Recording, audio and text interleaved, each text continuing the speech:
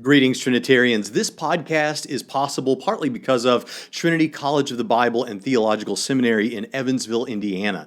If you're interested in beginning your theological academic journey at Trinity, contact us at Trinitysem, that's Trinitysem.edu today. Welcome to Trinity Radio. I'm Braxton Hunter, and along with me is Jonathan Pritchett. And today we're searching for Jesus outside of the Bible.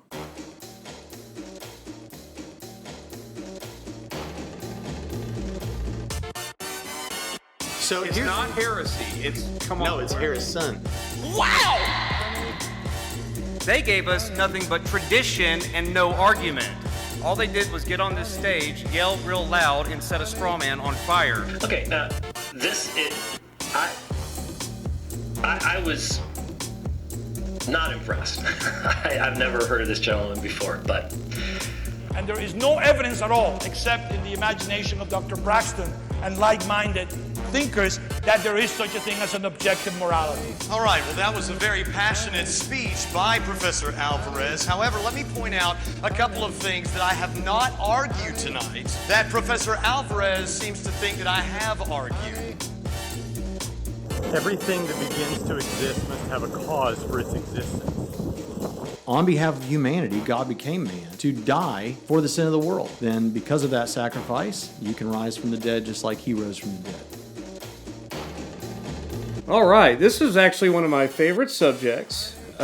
We talk about this in the resurrection class, which I don't know if I've said this before on the podcast, but I've said it plenty in the class, that the resurrection of Jesus is probably one of the most important classes that we have at Trinity. Because, and in fact, my class isn't the only class we talk about the resurrection. You talk about it in your class too, because it's just so important. And this is one of the things that we talk about in those classes. It is important for people to know. Interestingly, when I talk to people at church, they're surprised to hear that Jesus is actually mentioned outside of the Bible. Yeah. Early, Yeah, there are people who that would be surprised to find that he's mentioned outside the Bible. There are also people that are Christians who might suspect there's more actually outside the Bible than what there is. Because we don't have just a lot of material. And it may be surprising that there's not more than there is. Yeah. So it could be surprising either way, I think. Right, and we're not just talking about Christian literature. I mean, Clement's letter to the Corinthians, of course, is pretty early, and it talks about Jesus. But we're primarily, but not exclusively, talking about early documents not written by Christians per se. Now, there are a lot of early documents outside of the Bible that also do talk about Jesus. Mm-hmm. But before we get into that, I do want to ask you about something, because Matt and Billy in their podcast attempted to do our kind of banter, but they failed. Did they admit to failing? No, but they failed. Okay. I'm saying that they failed, but they happened to mention the fact that we do that. Now, I want to ask you how you feel today, because today is your third anniversary as President Braxton Hunter of Trinity College of the Bible and Theological Seminary. Oh, okay. Yes. Well, then I suppose I feel good about it. You feel good? Well, okay. You thought you... I was going to say... Tell us thought you'd get more content. Yeah, what is... has anything changed since you've been president? It has. Okay, when I became president of Trinity College of the Bible and Theological Seminary, two things happened. Number one, a lot of the churches that used to have me come and speak to their congregations stopped having me come, and occasionally I'll find out from some particular pastor it's because they assumed once they saw everywhere that I was president of a Bible college, I don't do that anymore. I do that anymore, and you can have me come do that. But kind of to help with that, what did happen as a result was I have fewer and bigger events now. So that could sound braggy, but I actually don't mean it, because I love the church meetings. Right, because he will come to any church of any size for a love offering. Yeah, I don't even require that. You do whatever you want. But the thing about it is, pay for his gas.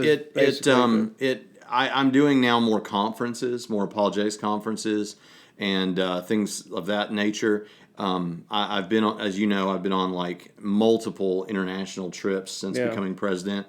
So there's a lot of that sort of thing going on, which honestly, I mean, I guess personally, that's what I always wanted.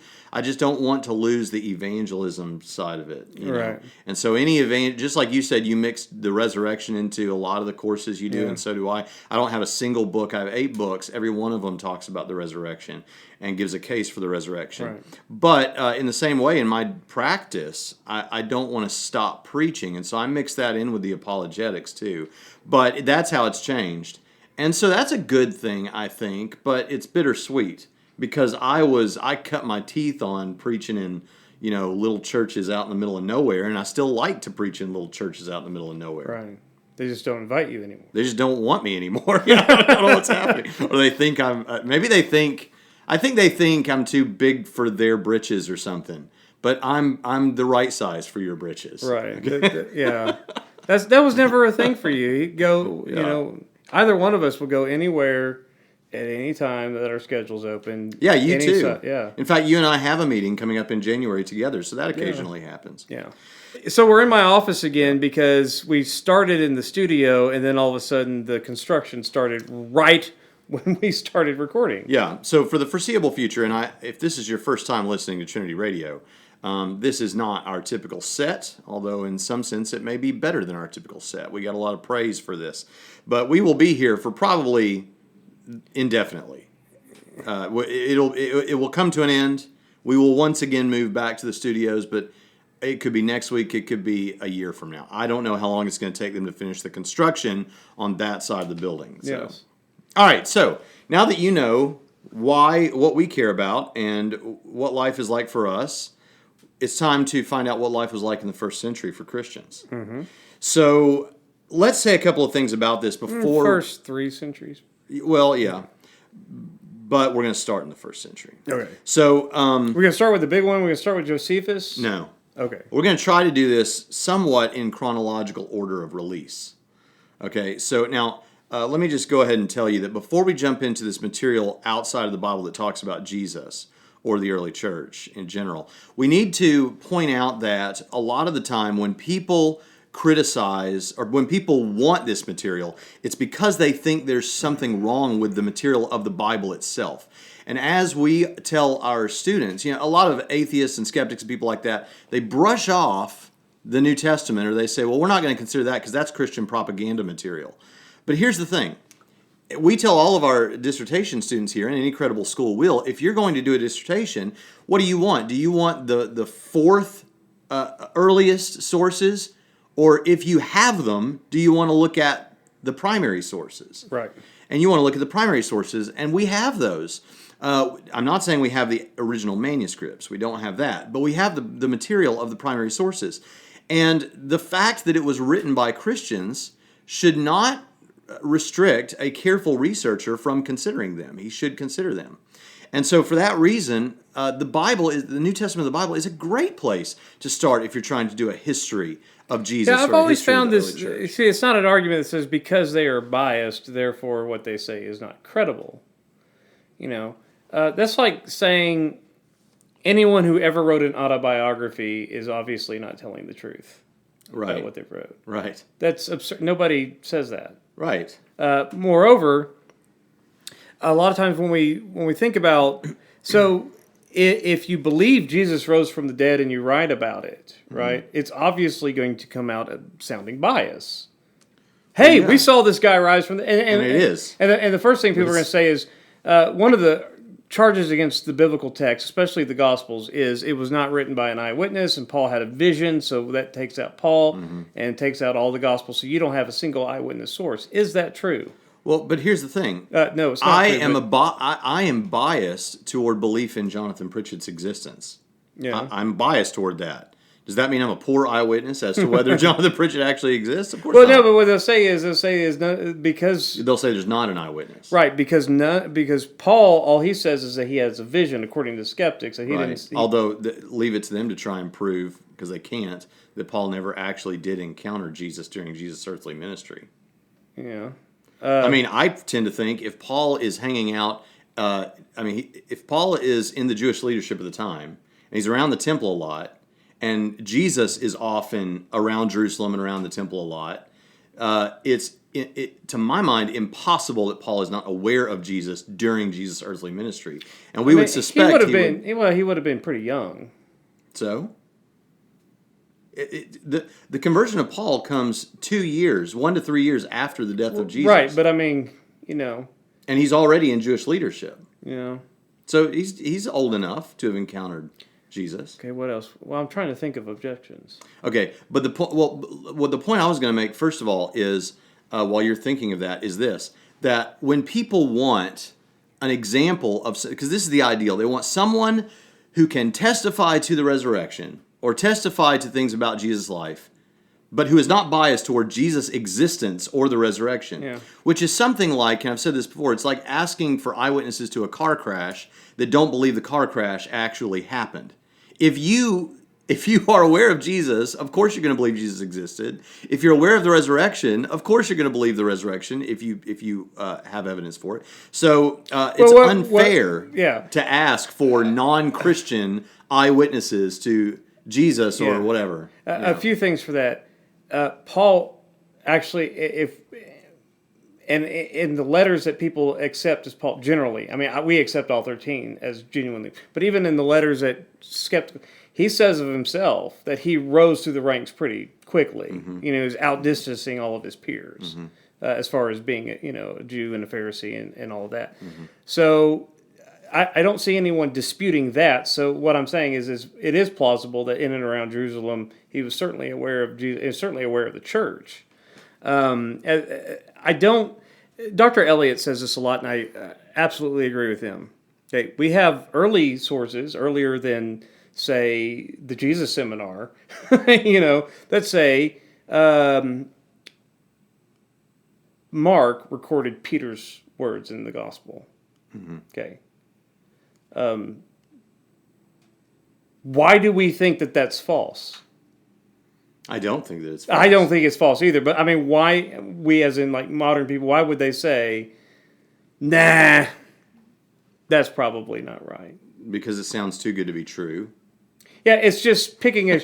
so 20th century scholar, 18th, 19th century scholars and through the 20th century scholars say, yeah, Mark wasn't writing down what Peter By the way, told him. for people that don't know, a conservative view on the authorship of Mark is that Mark is writing for us Peter's account, Peter's gospel, so to speak. Yes. Not to be confused with, there actually is the Gospel of Peter, which is the Gospel of Peter, which has a cross that comes out of the tomb and starts talking like a Disney film, right? But that's which is not written by Peter, right? So if you want the Gospel of Peter, the Gospel of Mark is probably the Gospel of Peter. Yeah, and there are good reasons to think so that we don't have time to get into here, right? And so, but my point is to say that that's not written by because those. I don't know why modern scholarship thinks they know better than ancient people. That's a really good point. So there's no good reason to believe that Mark wrote Mark or Matthew wrote Matthew because it's not written in the manuscript. Okay, but if the early church thought those names should be attached to those documents, they're a lot closer to those events than you are. Right, that's my point. So it's just, what was it, chronological snobbery and all that kind of thing. So, number one, you can trust the Bible because it's good book called Jesus and the Eyewitnesses. I'm sorry, I'm not going to say you can trust the Bible for the sake of argument.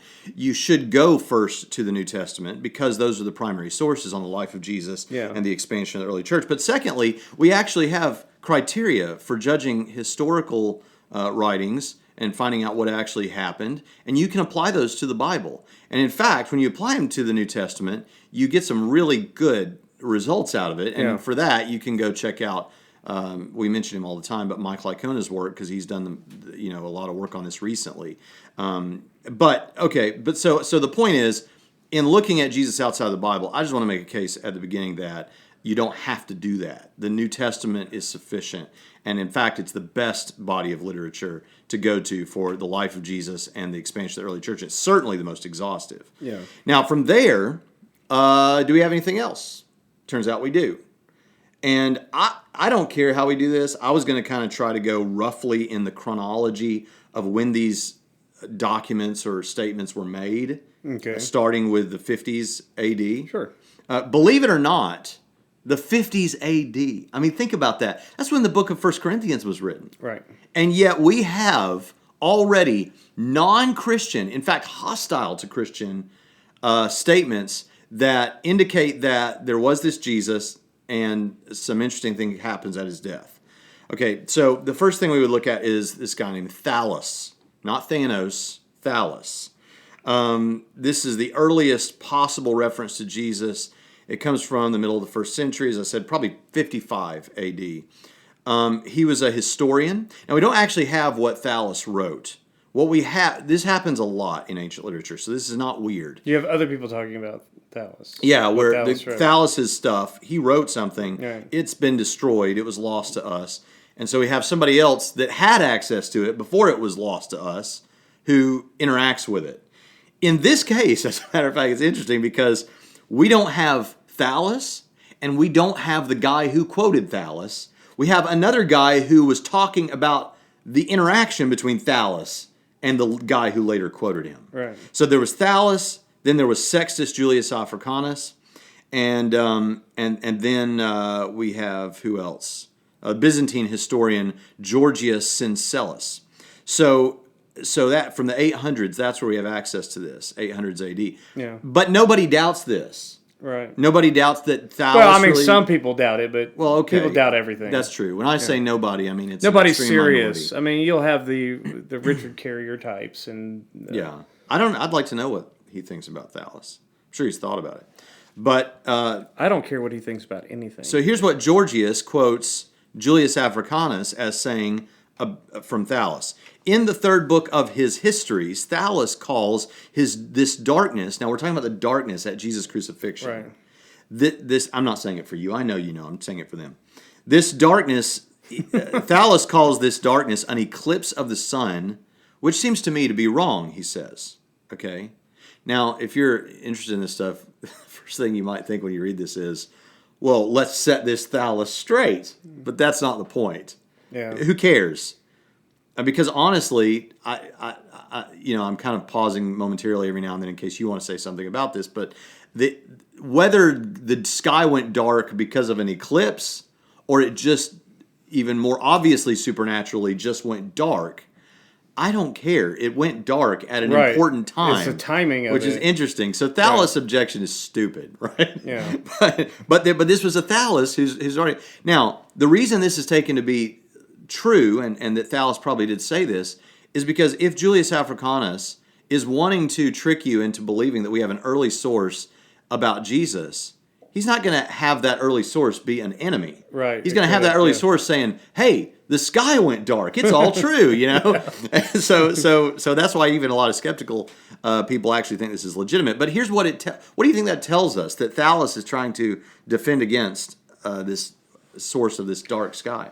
Well, because he is trying to reject what happened as it relates to what the Christian claim is. That's exactly why. And that's what...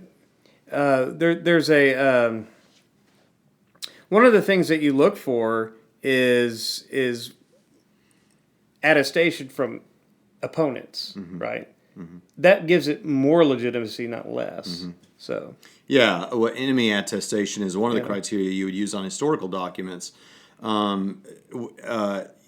Well, like a good example of that with the Bible would be when Paul or James ends up converting to Christianity, or when, let's just bring it closer to home. So if you tell me, wait a minute, enemy attestation. Okay, if your mother tells me that you're an honest guy, mm-hmm. Okay, well, I would expect your mother to say that about you. Right. I mean, I don't know about your mother. Your mother might say, no, he lies about everything. But I would expect someone's mother to say good things about them. No, she'd say he could stand to stop being so honest and say everything that comes. But I'm not going to say this person is your enemy. But if Dr. Zachariades, one of your former debating opponents in a very hostile debate, were to say about you, he's an honest guy, well, now I have more reason to believe you're actually an honest guy because someone who we could quote unquote your enemy said a nice thing about you. Yeah, but he loves me. He is such a big fan of mine. Well, if so, then he'll hear this. But I doubt we're going to get a response out of him. Okay, so but the point is, it also tells us this event of the sky going dark. However it happened, probably happened. Yeah. Otherwise, why is this guy trying to explain it away? Right. You know, that's pretty significant, I think. So already, just with our first source, we got an extremely early source written before some scripture most of the New Testament was actually written, and he's unintentionally. No, yeah, it's not having to do with it. There's other, He's unintentionally testifying to the darkness at Jesus' death, Right. and Jesus' existence. Yeah. You know, and his death by Romans. Yeah. Already, bam, really good stuff here. Okay, so let's just move on. Pliny the Younger. writing a letter to Trajan. Yeah. You want to talk a little bit about that? Or is that all you think needs to be mentioned? Well, read the text. Yeah, Okay. Yeah. Okay. Well, let me set it up a little bit more. Okay. So he is writing to Trajan. I just saw the destroyed temple of Trajan on top of Mount Pergamum. And And there's footage of this, right? Yeah. You'll see it in the documentary. Yeah. But there's not much of the temple of Trajan because it's in pieces everywhere. Yeah. Thank God. All right. He was Should writing be. to Trajan to see what the emperor wants to do about Christians when Christians got caught. Because his point is that they will often reject Christ. But true Christians, they won't reject Christ. Right. And they live morally acceptable lives and blah, blah. And they sing hymns to Jesus. And all that. So let's read, like you said, let's go ahead and read the text now. But the point is, he's writing to Trajan. So what do you want to do about these Christians when we catch them? Yeah. Okay. Since I have begun to deal with this problem, he says, the charges have become more common and are increasing in variety as often happens. An anonymous accusatory pamphlet has been circulating containing the names of many people. I decided to dismiss any who denied that they are or ever have been Christians when they repeat after me a formula invoking the gods and make offerings of wine and incense to your image, Trajan's image, because Trajan, this was the beginning of emperor. cult. Yeah, the emperor worship cult, which I had ordered to be brought with the images of gods into court for this reason. And when they reviled Christ, I understand that no one who is really a Christian can be made to do these things. Other people whose names were given to me by an informer first said that they were Christians and then denied it. They said that they had stopped being Christians 2 or more years ago, and some more than 20. They all venerated your image and the images of the gods as the others did, and reviled Christ. They also maintained that the sum total of their guilt or error was no more than the following. They had met regularly before dawn on a determined day and sung antiphonally a hymn to Christ as if to a god. As if to a god. They also took an oath not for any crime, but to keep from theft, robbery, and adultery, not to break any promise, and not to withhold a deposit when reclaimed. These are horrible people. Yeah. They made these pledges. They're not going to do anything wrong. Yeah. Awful. You know, yeah, horrible people. What do you want to do about these horrible people, Trajan? So what do we learn from this, you think? We get an insight into the confused persecution of the church. Yeah. You know? Yeah. These are nice people. Why are we doing this? Yeah. It corroborates a lot of the biblical texts about being good citizens, you know, and cause no needless offense and things like that, you know. So you get a lot of interesting stuff from that. Yeah, I think so. It also tells us what their worship practices were like. They would get together, they would sing hymns, and they were singing hymns to Jesus as if he were a god. Now, that's interesting. Now, because this guy's not a Christian, Pliny, obviously. Yeah. So he doesn't know Christian theology. All he knows is what he's seeing and what he's hearing. And they're saying, he's noticing, they're treating this Jesus like he's a god. And, which has always puzzled me about James Dunn when he wrote that manuscript about did the early church worship Jesus as God, and he was leaning towards no. Yeah. So what do you do with texts like this if that's your... He became a better, more... Dunn is one of those guys who went from... I mean, I give him grace. He went from Mr. Academy sellout to... in his later years has become a little bit more closer to the right. So yeah, well, Trajan writes back and tells Pliny basically, okay, don't go looking for these people. Yeah. But if they're brought to you, you kind of have to do something. So ask them to drink wine and worship the gods, and if they do that, leave them alone. Yeah. In other words, I don't like the situation we're put in here either, because I know these guys are nice guys, right? So and ladies. So anyway, that's interesting. It tells us some very interesting things, and that's from Pliny the Younger. This is from 100 A.D. Yeah. So this is pretty good. Suetonius. If you want to look it up, Suetonius. Suetonius. All right, here's what he says. He, Claudius, expelled the Jews from Rome, since they were always making disturbances because of the instigator Chrestus. Right. And that's the end of the thing. Yeah, and most people agree that he just got the word wrong, and he was meaning Christos. So yeah, instead of Christus, he says Chrestus. Yeah. Now, the interesting thing about that is, now this is important, and this is where there's a little bit of a dispute. Oh, by the way, on Pliny the Younger, there's enough negative stuff said about Christians that reject and stuff that it's not thought to be an interpolation by most people. Right. Suetonius, okay, there were a Greek name was Chrestus. Mm-hmm. So he doesn't know, we don't think Suetonius knew that among Jewish people, Chrestus was not also a normal name. But in looking at the catacombs in Rome and looking at all the Jewish interments there, we see there's not one that's Chrestus. Yeah. So Chrestus was not a name among Jews. That is a Gentile Greek name. Right. That Suetonius would have been used to hearing. It'd be like somebody being named John among us today. Like, everybody's named John these days. Well, I'm sitting next to one, as a matter of fact. It's not my name. My name is Jonathan. So he heard them talking about Christus and thought, there's some guy alive right now. He just knew they were causing trouble, quote unquote, according to him, or his informants, because of this Christus, because of Jesus Christ. Yeah. But he interpreted that to mean there's a guy named Chrestus who's causing trouble now. Yeah. And there's a lot. That's a whole thing to go into that we're not going to have time to go into. But when you settle the dust on that whole big thing, it's a mention of Jesus. It's a reference to Jesus. Yeah. Now, an interesting thing is, and I'm probably going to get this wrong, but Chrestus means something like what does it say? I don't know. Chrestus means something like nice person or something. I have it written down here somewhere. But the idea is that it was often the case among Greek people later on to refer to Christians. Even some Christians would refer to Chrestus and to themselves as Christians. and I think it's Justin Martyr responds to this and does a wordplay because it means something like nice or good or moral. And he's like, even when they get our name wrong, they're saying something positive about us. So anyway, that's kind of interesting. So Suetonius. All right. Tacitus. By the way, Suetonius died in 126. So this is all before 126. Tacitus. Well, why have we not gotten the Josephus again? You want to say that for later? Well, I'm going through Roman sources. Oh, now. Okay, gotcha. Yeah, okay. And then, that's a good point. I guess I said that wrong. I said I'm going chronologically, and I am within the Roman sources, but then we'll do Jewish sources. Okay, anything you want to say about Tacitus? Should I read the text and then you can comment on it? Well, everyone should read Tacitus. It's in the Greek books. Tacitus has a lot of research because we have a lot of Tacitus. Yeah.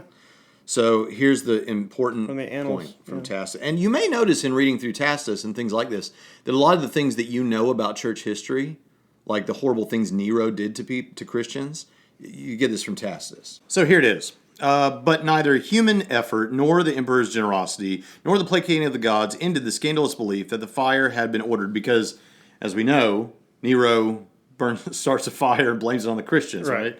Okay, therefore, to put down the rumor, Nero substituted as culprits and punished in the most unusual ways those hated for their shameful acts, whom the crowd called Christians. Mm-hmm. Christians. Same issue here. The founder of this name, Christ, had been executed in the reign of Tiberius by the procurator Pontius Pilate. Right? Suppressed for a time, the deadly superstition erupted again, not only in Judea, the origin of this evil, but also in the city Rome, where all things horrible and shameful from everywhere come together and become popular. Therefore, first, those who admitted to it were arrested. Then, on their information, a very large multitude was convicted, not so much for the crime of arson as for hatred of the human race. Dorician was added to their end. I don't think I need to read the rest of this. Yeah. Okay, but the point is, interesting stuff here, because what do we have?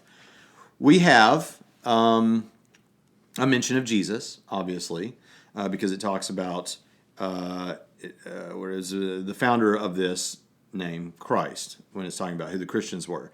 And it's talking about how, now what Tacitus is doing is writing a history of some of the emperors to point out kind of like bad examples, okay?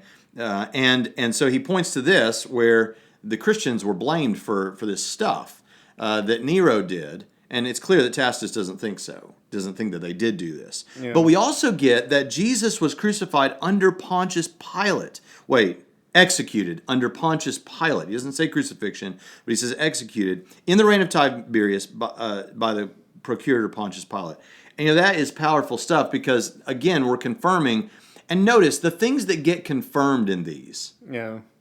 Now, we're not saying that he knew this from firsthand experience, and every source, every book that's written about this subject will point out a lot of these guys got this secondhand from what they knew about Christians or what they heard from Christians and these kind of things.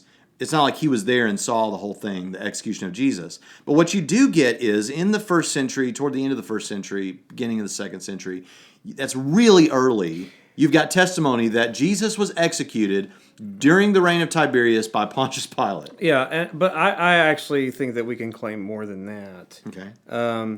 Granted, we don't have all the sources from antiquity that we'd like to have, but it's highly plausible that Tacitus got a lot of his stuff from earlier Roman sources as well. Yeah. Not just from Christians, so I want to point that out. Yeah, no, that's true. Yeah. So just because we don't have those sources that he got from doesn't mean that he only got it from Christian sources. There's probably records from Pilate's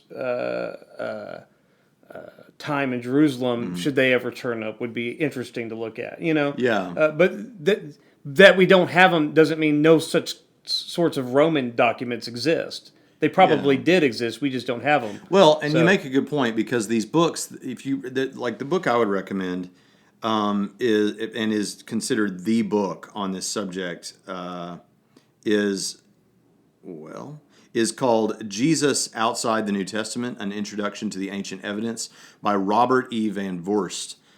It's older, is written in the early 2000s, but it's considered the work on this issue.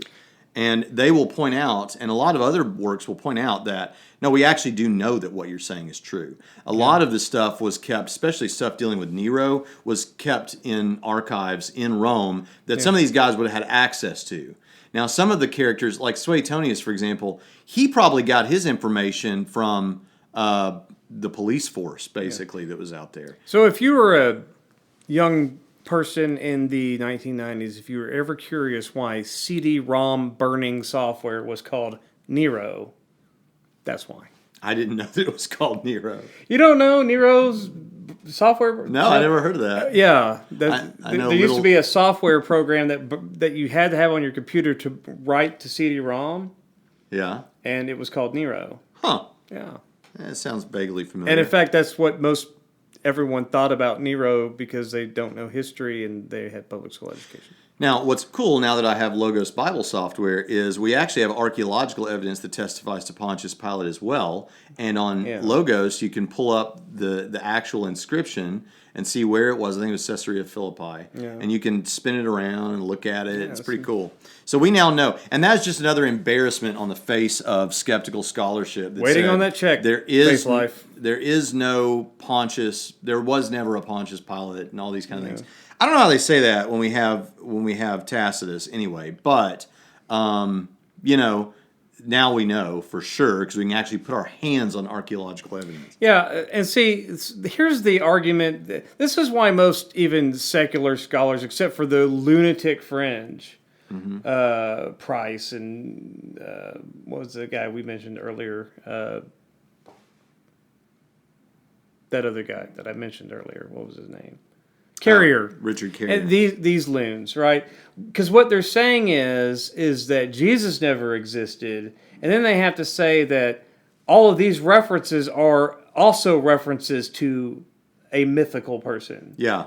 like all these Christians, it develops this myth, or it was foisted on them, or whatever path you want to take. Right. And they maybe really believed it, or they meant it spiritually or something, and then these guys took it to be, real. But then that still doesn't handle like things like phallus, and there's other examples. It doesn't handle the fact that it's given how much ancient documents that we do have just from run of the mill stuff. Mm-hmm.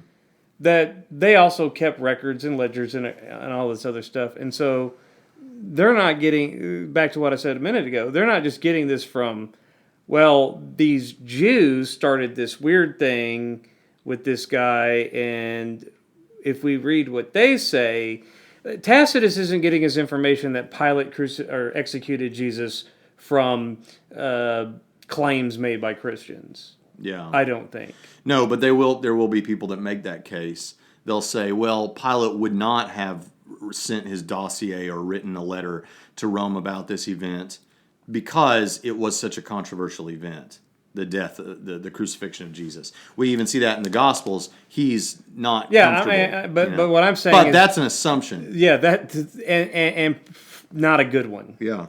Not a very good one. Okay, so then you have Lucian of Samosata. I'm not going to say much about him. Lucian was a satirist. He was writing about one Peregrinus, who had been a Christian. In the midst of the discussion, Lucian talks about, I'm basically quoting here. Well, the only thing that I want to add to that is Tacitus doesn't dispute Pilate executing this guy, Jesus. No. So that case that they would make just doesn't go anywhere from yeah. Well, but they would be saying he only knew about that because of the Christians talking about it. But this is not. Yeah, I'm not buying that either. Plus, there's another little problem. The term he uses to refer to Pilate is not the term that first century Jews living in Palestine would have used for him. So it seems like he got that information from somewhere else. Yeah. Okay, by the way, what I'm going to quote about Lucian of Samosata is from the book I referenced before, Robert E. Van Voorst, Jesus Outside the New Testament. Lucian was a satirist. He was writing about one Peregrinus who had been a Christian. In the midst of the discussion, Lucian talks about Christ in the context of his attack on Christianity, Lucian's attack. He accurately reports several things about second century Christianity. He knows that Christians worshipped a God who was a man and one who was crucified in Palestine. They have a strong belief in the life after death, which affects their present life. Christians live according to his laws, especially brotherly love. You are all brothers. Christians have their own scripture. They are regularly read and expounded. They visit and help their imprisoned fellow brothers and communicate widely with each other. So all that is stuff we get from Lucian. So that's, again, painting you a picture of early Christianity, and it references Jesus here too, because it says that he was a god. Early Christians thought of him as a god. You're getting all this interesting information about early Christianity that backs up what we know. But now this next guy, and I wonder if anybody's ever wondered, like when the Bible talks about people trying to make up excuses about events in the life of Jesus, for example, this isn't one that this guy uses, but in the Bible we have, the disciples stole the body kind of an idea already starting to emerge. I've wondered before, is that just put in there by the Christians, to kind of make it look like they had to make something up?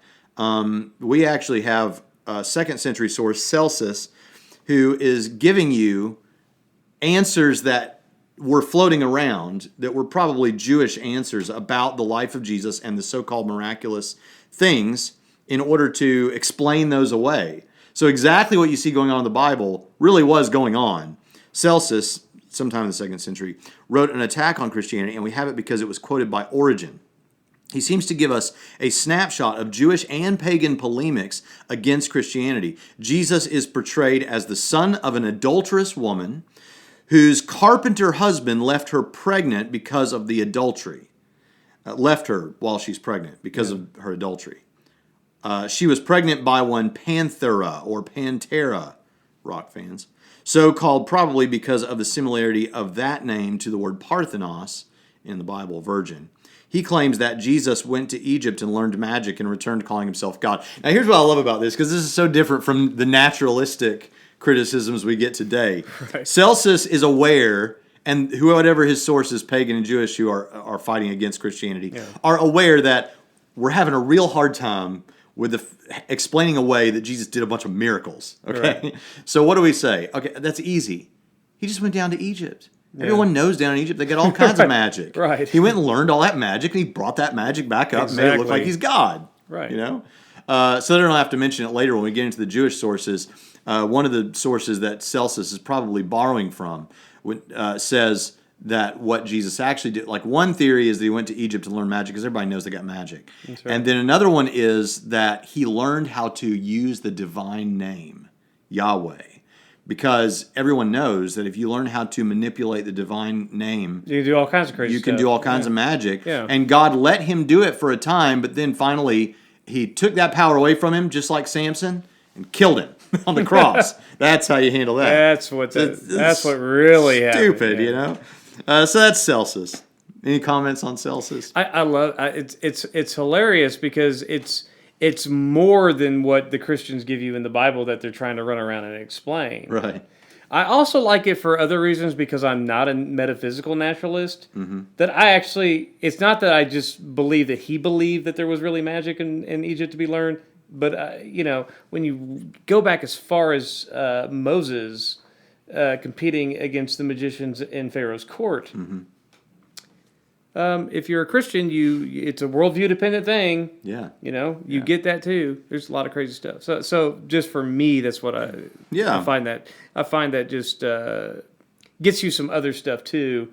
Whether you believe in that or not, they believed it, mm-hmm. and it could have been parlor tricks, maybe. Mm-hmm. But if you have a Christian worldview, it certainly doesn't have to be. That's right. Yeah. Supernatural stuff. Here's one that I'm telling out of order. I put it at the end because this is in my notes that I don't consider this one to be that great, even though I do have it in my book, Core Facts. Well, if we were going to go through like Lycona's view, he would have said Lucian's not useful. Right. Dallas is and part of the reason for that is he might remove people that are getting this from from Christians. Yeah.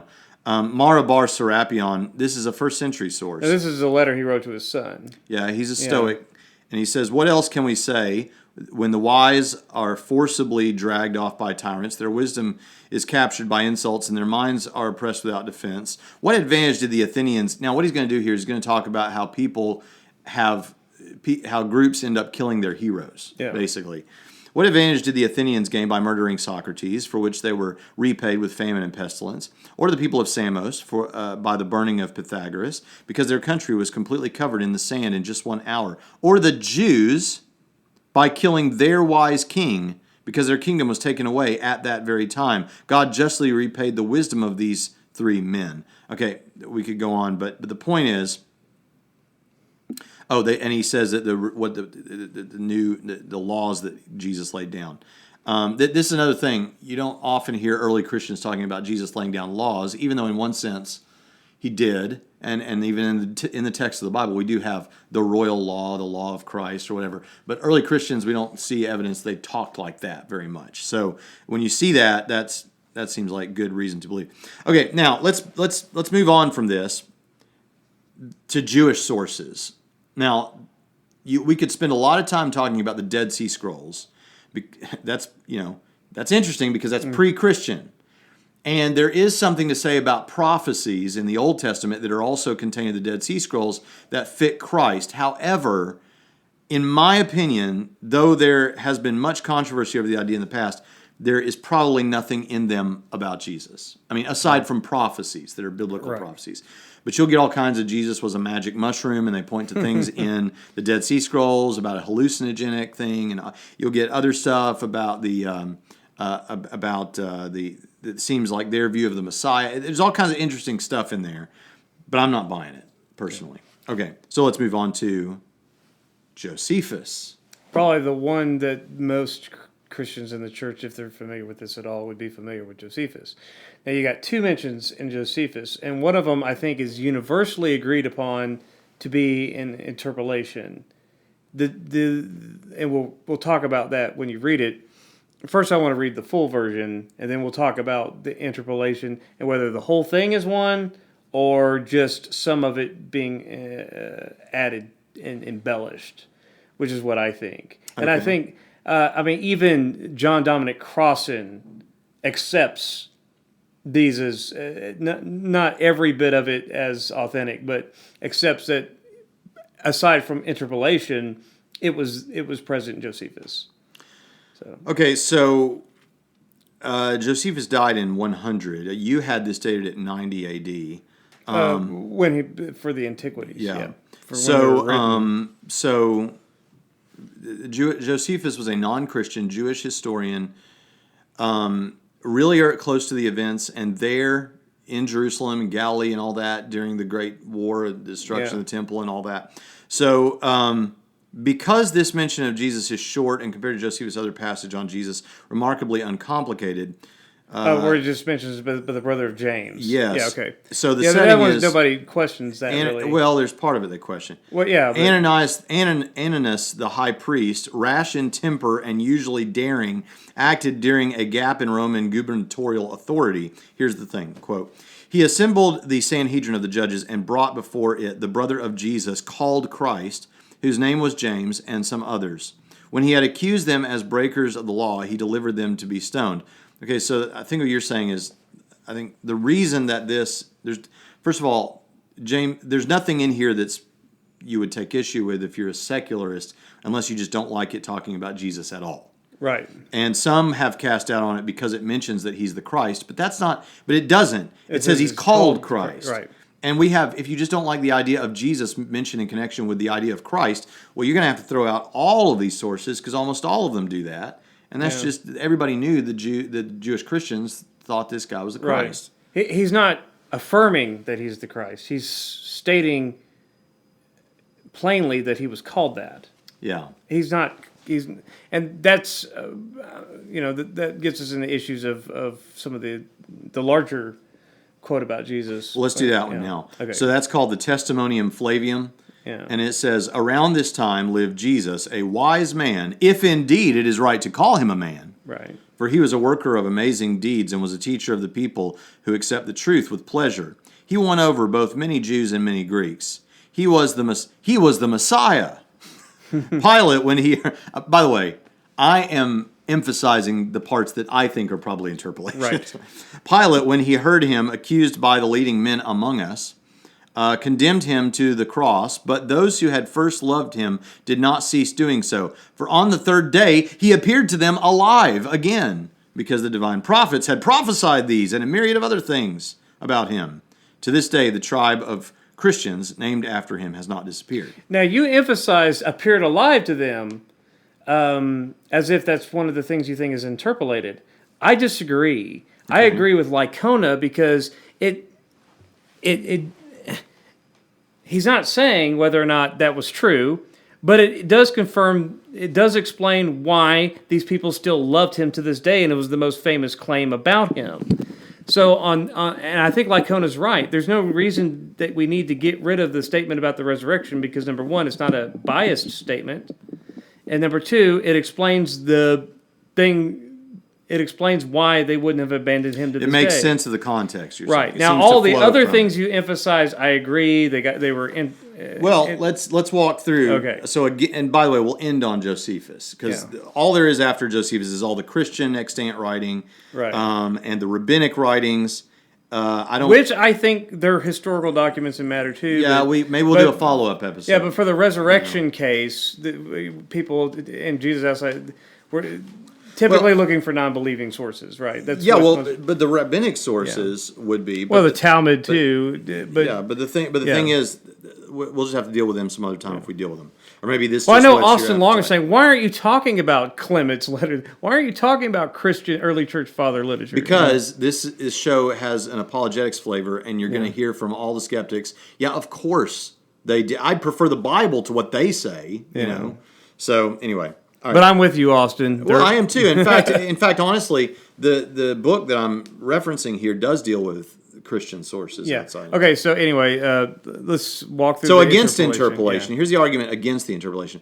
The passage calls Jesus a wise man, which, while complimentary, is not what one would expect a Christian interpolation to say, because the label was not at all a common Christian one. Josephus says the same about Solomon and Daniel, and something similar about John the Baptizer, whom he calls a good man. So we can keep that. So phrase. keep a wise man. That Jesus, if indeed is lawful to call him a man, that's clearly that we'll get to that. Yeah. That Jesus is said to have been a worker of amazing deeds may be a positive statement, but the wording is not likely to come from a Christian. The phrase amazing deeds is itself ambiguous. It can also be translated startling or controversial deeds.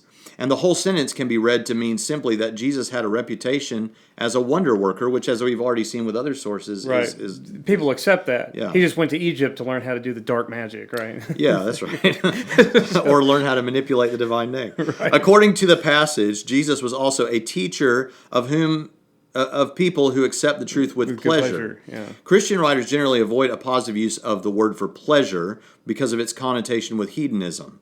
And it is difficult to imagine a Christian scribe using it here about Jesus' followers. Right. Also, Christianity is referred to as a tribe, which is not. Plus, I mean, but Josephus' Roman audience, he's talking to.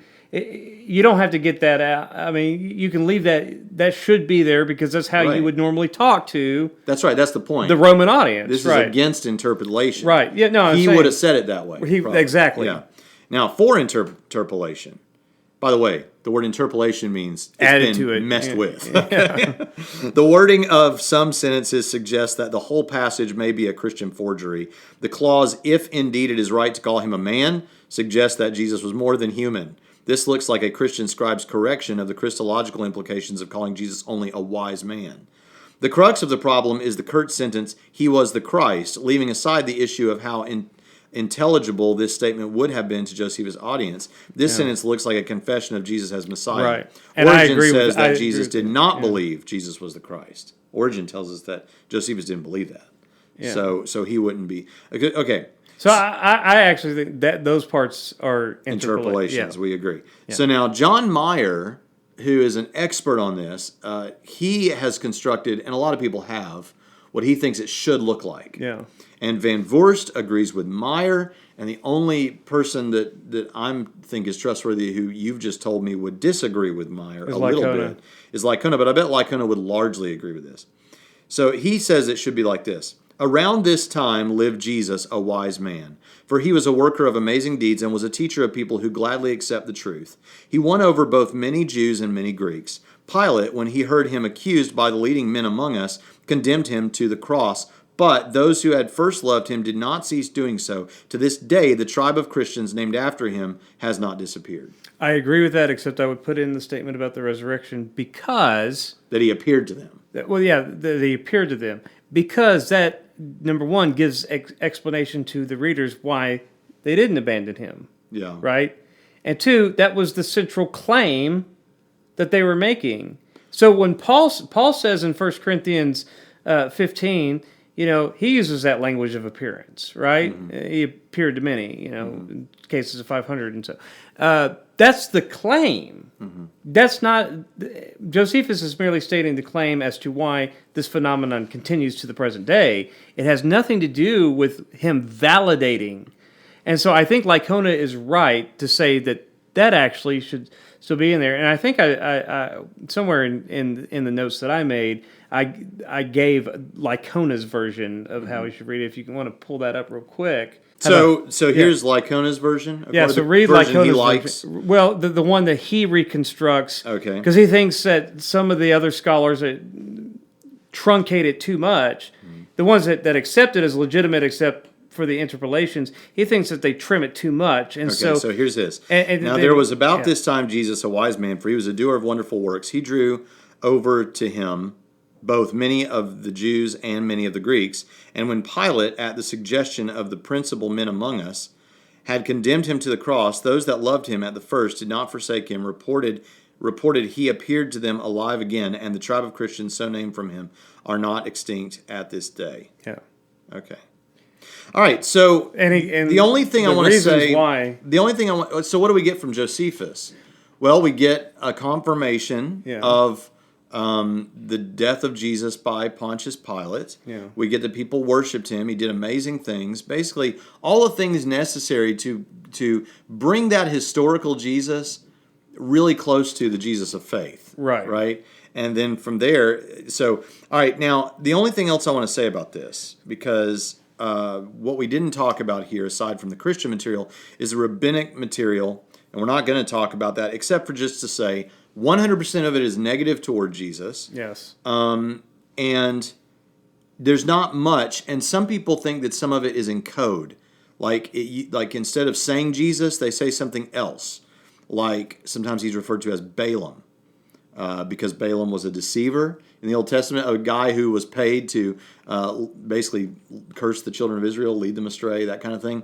And so that became that did become like a tag name for anyone who did that sort of thing. Yeah. And Jesus to them would have matched that. So people say, well, Balaam, Ben Stada, a certain one, people like that. Those are keywords for Jesus some of the time. It's really hard to establish that except in one case, and the one case is the case that says exactly what Celsus, that we referenced earlier, says about Jesus, and they say it about Ben Stada and a certain one. Well, in that case, we know it's talking about Jesus because Celsus tells us that they thought that was talking about Jesus. You can't say that with the other ones, and the other ones are weird, okay? Now, why would they use language that's code language is probably because at first they didn't want to make Jesus more famous. Yeah. And later, they were being persecuted, perhaps by Christians, for saying bad things. So you want to change the naming there, the language there. Yeah. So it makes sense that would be the case. And, be careful feeling too angry at some of these people, because even though they're wrong and they're saying some blasphemous things, they had endured a lot of persecution, and it's understandable. The Toledot Yeshu, I'll say, is a medieval writing all about Jesus from a Jewish perspective. My understanding is that, at least in the 20th century, Jewish mothers often and fathers told their children about the Toledot Yeshu and the stories about Jesus, again, all negative, and really exaggerated in weird ways. In fact, that led many Jewish scholars to say there probably was a true document here that has just been obscured. But the earliest document we had at that time was from the 11th century.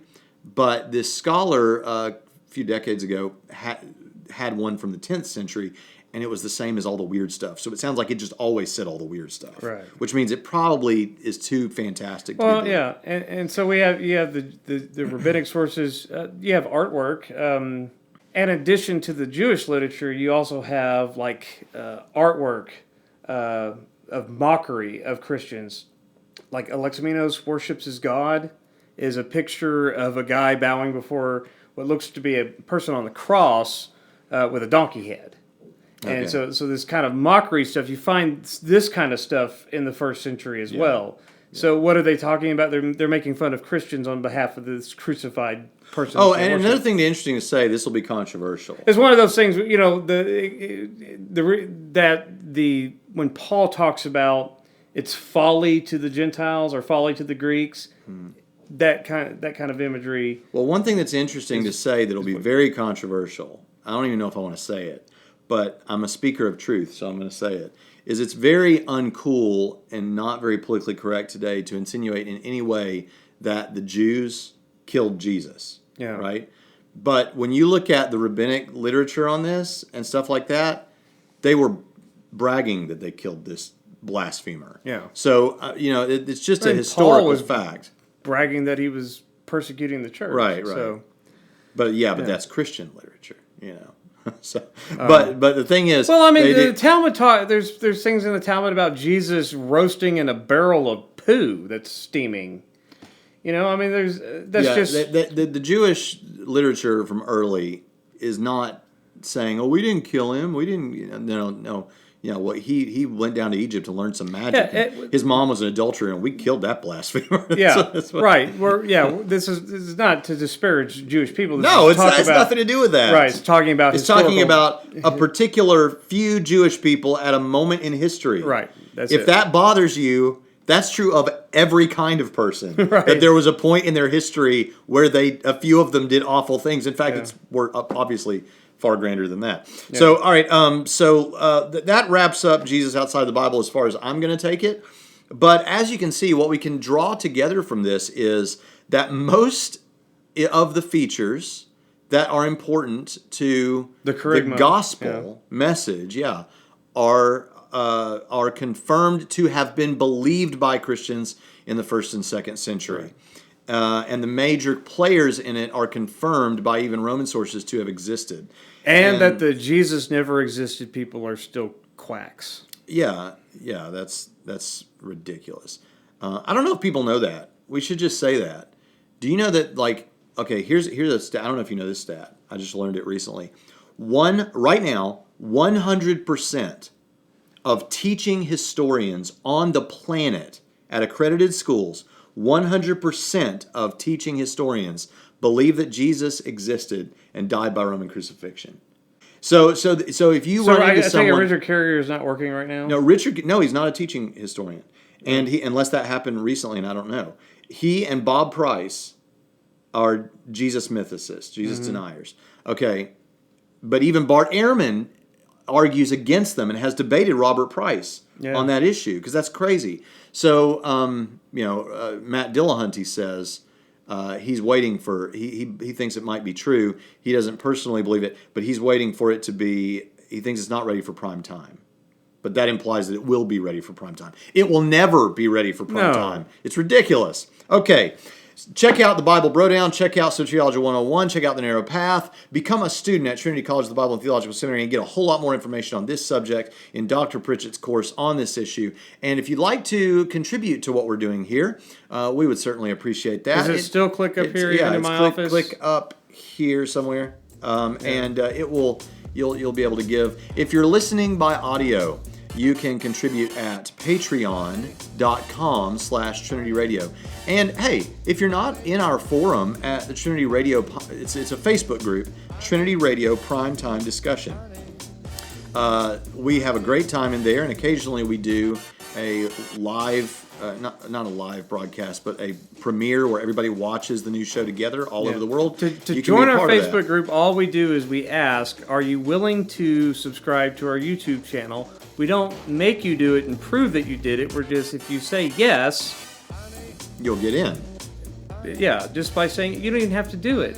But if you do say yes, let your yes be yes, and go click the subscribe button, and then go back to your audio version of it. So you don't have to watch YouTube to subscribe to our channel. Just subscribe. It doesn't hurt. It takes a second. Yeah. So all right. Well, hope you've enjoyed this episode. And next week I will be out of town, but you'll still get the episode, and we're going to talk about why I'm a Wesleyan. I'm not saying I'm a Wesleyan. We're going to respond to a famous New Testament scholar why he's a Wesleyan. So be here for that. If you would like more content, click here and keep watching Bible studies. Click up here. And finally, we want you to subscribe. We need more subscribers, so click here.